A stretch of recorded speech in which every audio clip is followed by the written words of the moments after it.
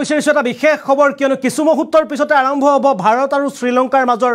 দ্বিতীয়খন T20 match আৰু আজিৰ খেলখনত যদি ভাৰতে জয়লাভ কৰে তেন্তে শৃংখলা দখল কৰিব ভাৰতে আৰু ভাৰতে শৃংখলা দখল কৰিবলৈ সম্পূৰ্ণ সাজু ইফালে যদি চোৱা যায় ৰিয়ান পৰাগ ভাৰতৰ এক্স ফেক্টৰ হয় নে নহয় আজিৰ খেলতে তাৰ প্ৰমাণ পোৱা যাব কিয়নো ইতিমধ্যে ৰিয়ান পৰাগক লৈ যথেষ্ট আশাবাদী দলৰ অধিনায়ক সূৰ্য কুমাৰ যাদৱে আৰু ৰিয়ান পৰাগক লৈ যথেষ্ট এটা ডাঙৰ মন্তব্য কৈছিল সূৰ্য কুমাৰ যাদৱে যে টিম ইণ্ডিয়াৰ হয়তো ৰিয়ান পৰাগ হ'ব পাৰে এটা এক্স ফেক্টৰ অৰ্থাৎ যিকোনো সময়তে খেলৰ যি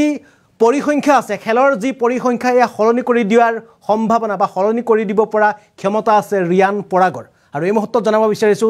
ইণ্ডিয়া শ্ৰীলংকা খেলৰ বিশেষ আপডেট কিছু সময় পাছতে আৰম্ভ হ'ব ভাৰত শ্ৰীলংকাৰ দ্বিতীয়খন টি20 ইতিমধ্যে তিনিদিনীয়া শৃংখলাৰ প্ৰথমখন খেলত জয়লাভ কৰিছে ভাৰতে কালিৰ দিনটোত ভাৰতে জয়লাভ কৰিছে প্ৰথমখন টি20 খেলত শনিবাৰে 43 ৰানৰ ব্যৱধানত শ্ৰীলংকাক পৰাস্ত কৰিছিল টিম ইণ্ডিয়াই টিম ইণ্ডিয়াত অসম সন্তান ৰিয়ানক লৈ দেশজুৰি চৰ্চা টিম ইণ্ডিয়াৰ অসম সন্তান ৰিয়ান পৰাগক লৈ ইতিমধ্যে দেশজুৰি চৰ্চা চলিছে বেটিং প্ৰতিভা দেখুৱাব নোৱাৰিলেও বলিং প্ৰতিভা দেখুৱালে ৰিয়ান পৰাগে কালিৰ দিনটোত বলিঙৰ প্ৰতিভা দেখুৱালে ৰিয়ান পৰাগে ভাৰতে নতুন অলৰাউণ্ডাৰ হিচাপে ৰিয়ানক পোৱাৰ পাছতে দেশজুৰি চৰ্চা চলিছে ৰিয়ানক বলিং কৰাৰ সুযোগ দিয়াৰ বাবে চৰ্চাত গৌতম গম্ভীৰৰ সিদ্ধান্ত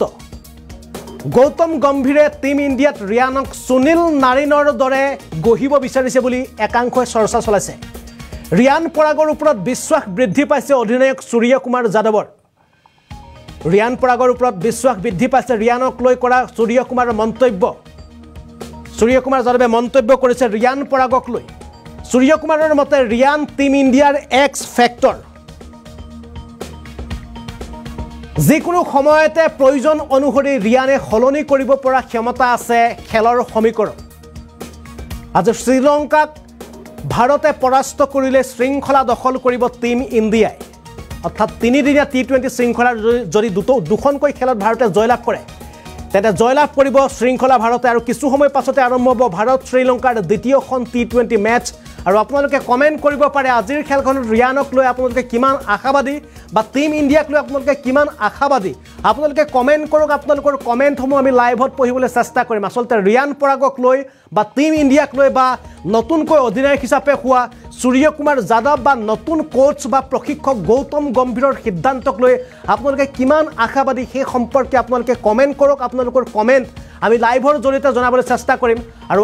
জনাব বিচাৰিছো যে আজি সন্ধিয়া 7 বজাৰ পৰা আৰম্ভ হ'ব দ্বিতীয়খন টি20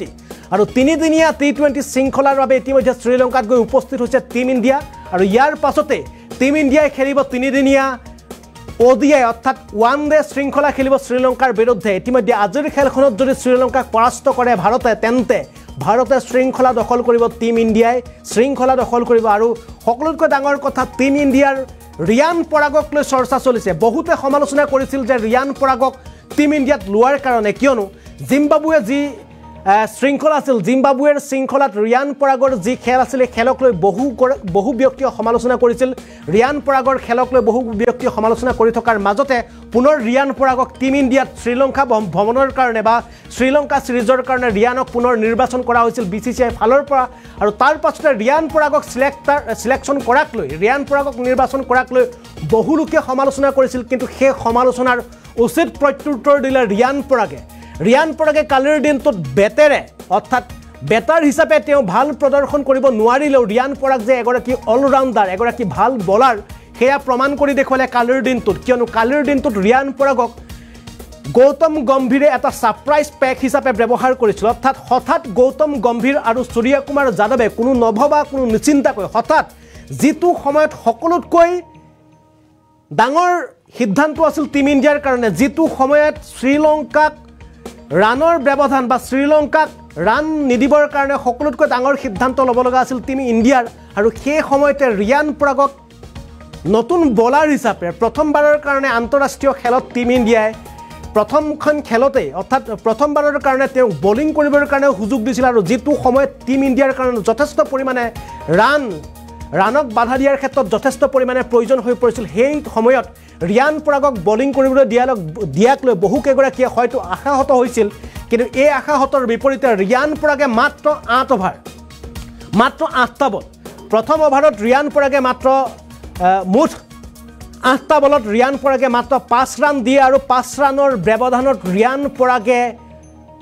বেক টু বেক 3টা উইকেট দখল কৰিবলৈ সক্ষম হয় প্ৰথম অভাৰত ৰিয়ান পৰাগে প্ৰথমটো উইকেট দখল কৰে আৰু দ্বিতীয় অভাৰৰ 2টা বলতে ৰিয়ান পৰাগে বেক টু বেক 2টা উইকেট দখল কৰাৰ পাছতে টিম ইণ্ডিয়াই বিজয় সাব্যস্ত কৰে আৰু তাৰ পাছতে ৰিয়ান পৰাগৰ যি বলিং বিক্ৰম এই বলিং বিক্ৰমক লৈ সমগ্ৰ দেশজুৰি চৰ্চা চলিছিল আৰু ৰিয়ান পৰাগক বলিঙৰ প্ৰতিভা দেখাৰ পিছতে সকলোৱে চৰ্চা কৰিছিল যে টিম ইণ্ডিয়াই নতুনকৈ এগৰাকী অলৰাউণ্ডাৰ লাভ কৰিছে টিম ইণ্ডিয়াই নতুনকৈ এগৰাকী অলৰাউণ্ডাৰ লাভ কৰিছে বুলি বিভিন্ন গৰাকীয়ে মন্তব্য কৰিছিল আৰু আপোনালোকে কমেন্ট কৰক আপোনালোকৰ কমেন্ট বক্স খুলি দিয়া হৈছে আমি আপোনালোকৰ কমেন্ট পঢ়িবলৈ চেষ্টা কৰিম আসলতে আজিৰ খেলক লৈ আপোনালোকে কি ভাবে বা ৰিয়ান পৰাগৰ খেলক লৈ আপোনালোকে কি ভাবে শাহ আলমে কমেন্ট কৰিছে বেষ্ট অফ লাক বুলি ইতিমধ্যে শাহ আলমে কমেন্ট কৰিছে বিভিন্ন লোকে কমেন্ট কৰিছে আমি এনবি নিউজ অসম লাইভ 24 এই দুইটা ডিজিটেল পেজত আপোনালোকে লাইভ সম্প্ৰচাৰ কৰি আছো যদি আপোনালোকে চাই আছে আপোনালোকে কমেন্ট কৰক আপোনালোকৰ কমেন্ট লবলৈ চেষ্টা কৰিম আজিৰ খেলখনক লৈ আপোনালোকে কিমান আশাবাদী বা আপোনালোকে ৰিয়ান পৰাগৰ পৰা বা সূৰ্য কুমাৰ যাদৱৰ পৰা বা নতুন প্ৰশিক্ষক গৌতম গম্ভীৰৰ পৰা আপোনালোকে কিমান আশাবাদী যে আজিৰ খেলখনত টিম ইণ্ডিয়াই জয়লাভ কৰিব আৰু আজিৰ খেলখনত টিম ইণ্ডিয়াই জয়লাভ কৰিলে শৃংখলা দখল কৰাটো সম্ভৱ হ'বনে নহয় আপোনালোকে কমেন্ট কৰক আপোনালোকৰ কমেন্ট লবলৈ চেষ্টা কৰিম ইতিমধ্যে শাহ আলমে কমেন্ট কৰিছে বেষ্ট অফ লাক বুলি তেওঁ কমেন্ট কৰিছে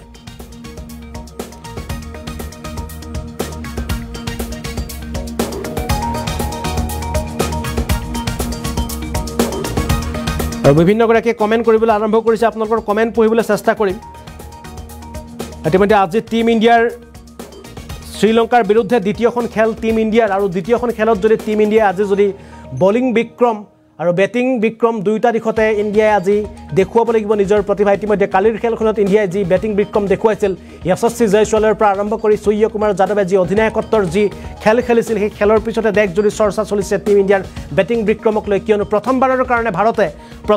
কাৰণে ভাৰতে শ্ৰীলংকাৰ বিৰুদ্ধে টি20ত সৰ্বাধিক এক স্কোৰৰ টাৰ্গেট বান্ধি দিছিল ইয়াৰ পূৰ্বে যদি আমি কওঁ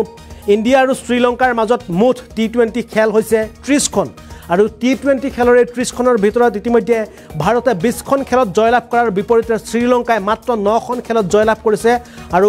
মাত্ৰ এখন খেলত কোনো ধৰণৰ ৰিজাল্ট বা কোনো ধৰণৰ ফলাফল বা বতৰৰ বিঘ্নিত হোৱাৰ কাৰণে এখন খেল বন্ধ কৰিবলগীয়া হ'ল আনহাতে এখন খেলত কোনো ধৰণৰ ৰিজাল্ট নোলালে